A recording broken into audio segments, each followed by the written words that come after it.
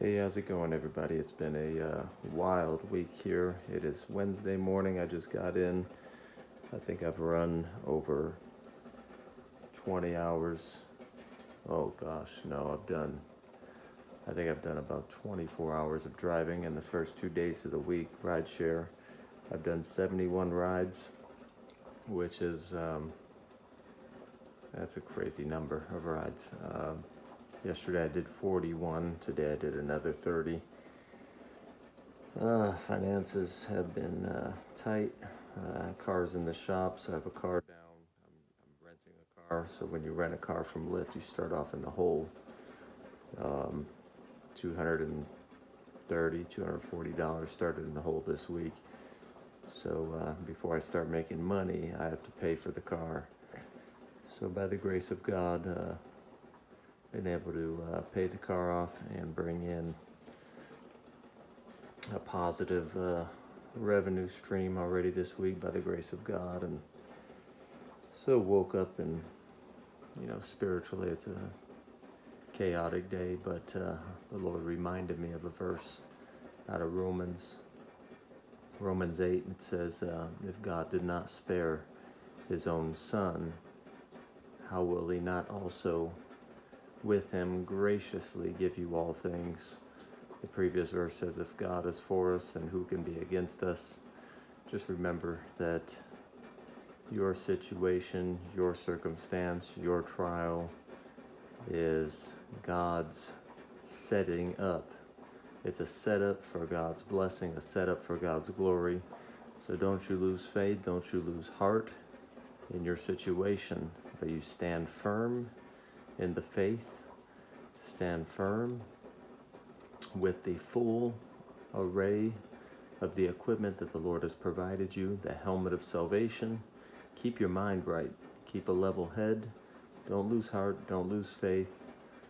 Don't let your words reflect a heart that has lost faith.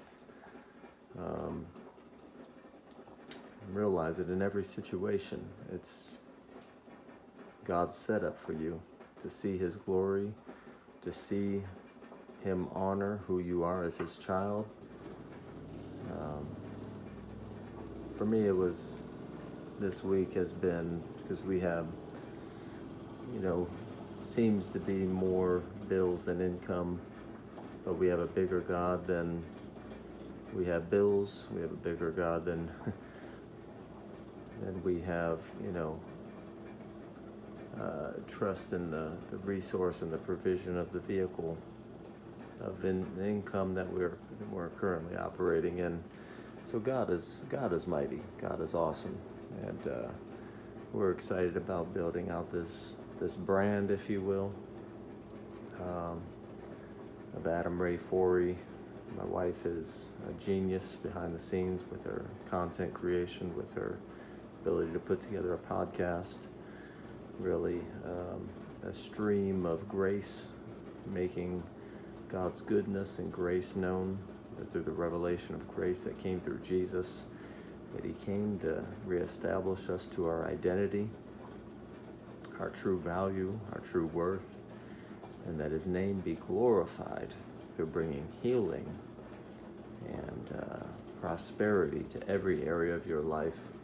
Because when Jesus said you're the light of the world, what he is calling you to is a connection to him, but it's a full restoration of who you are to him, what you're worth to him, and that why you exist is to glorify his name. That means every area of your life should be a reflection of the power of his grace, the magnitude of his grace flowing through a clear identity, through a clear sense of your value, that when he went to that cross, he made a major statement that you are worth saving, you are worth being reestablished to who you are as royalty, that you are worth prospering in health, that you are worth prospering in wealth, that the distribution and power of wealth that came from, go back to Deuteronomy,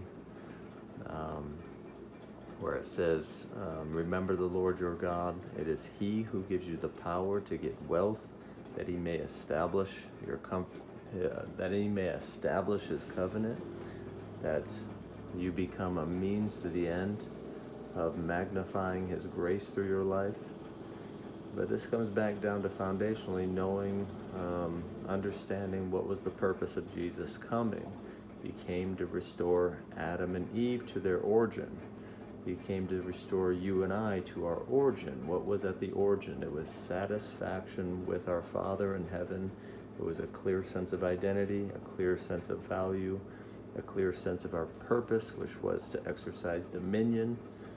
And if we can't have dominion over our own lives, and I'm talking about dominion over our soul, dominion over our body, dominion in the financial arena, where we become blessed to be a blessing to others. If we can't have dominion starting here with our own selves and our own homes, then how can we have dominion outside of the home?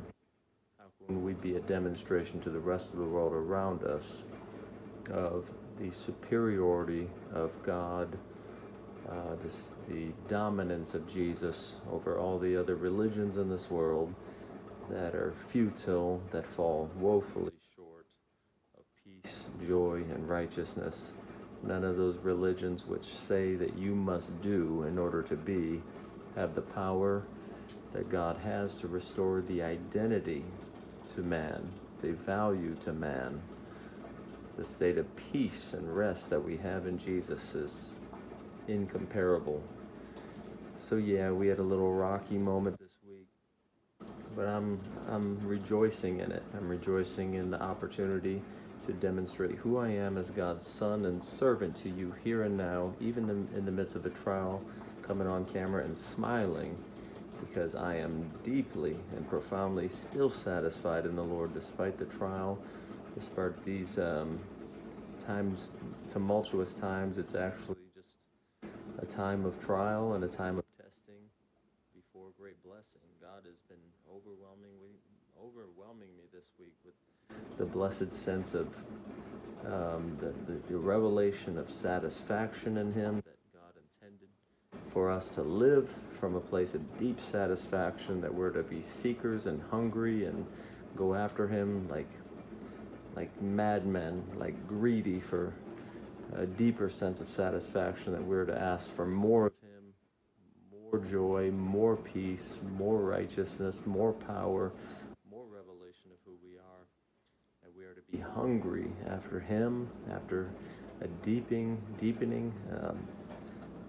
deeper sense of satisfaction in Him, that we're to go after it and to go for more of Him, and that we're to be as hungry after Him and the pleasure of seeking Him as the seekers of pleasure in the world are for those things, the drugs, the alcohol, the partying, all the vices of the world.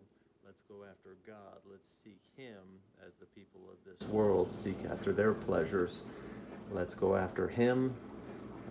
Let's go after the revelation that in Him we are satisfied. He is the end. And when you truly know your God through Jesus, when you come to reconciliation, you should have it deep in your soul every day you wake up, that God, thank you. You look to heaven and say, God, thank you. In you, I get to live from the end. I'm no longer living for any of these things. I'm living from you, God. You are the outcome, and I have arrived. I have made it.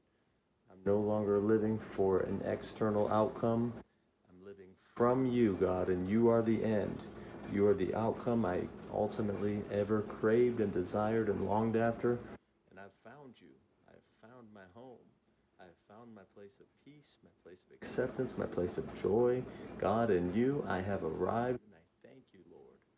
Thank you for working through me as a servant, as a son, as a daughter, as a warrior. You're going to help me to establish standards of living in my life, non-negotiables that will inevitably lead me into actions and patterns of actions and behaviors that flow from the power of your grace on my life, that will inevitably lead me into the wealth you have stored up in heaven for me, into the wealth in mind, wealth of body, wealth of finances that you have for me.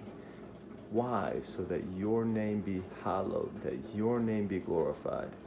And that's the prayer Jesus gave us.